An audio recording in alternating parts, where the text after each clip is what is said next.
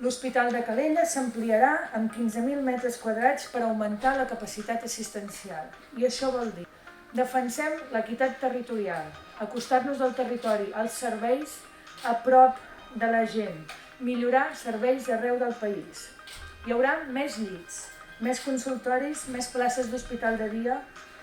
També s'incorporen nous serveis com quiròfans d'urgència i d'obstetrícia i també més places d'atenció intermèdia. Aquest projecte necessari per donar aquest servei capdavanter, modern i avançat a tota la població de l'Alt Maresme i també de la part de la selva marítima, en els quals també l'Hospital de Calella hi dona cobertura i servei conjuntament amb l'Hospital de Blanes. Anem a fer un plantejament d'impacte global sobre el conjunt dels edificis que hi ha actualment i no fer un hospital nou, perquè no serà així, però pràcticament fer un hospital nou, perquè és créixer en metratges i fer una remodelació del conjunt dels espais actuals. Voldria fer un agraïment enorme a tots els professionals d'aquest hospital, que amb les dificultats i limitacions d'aquest centre sempre han estat al peu del canó.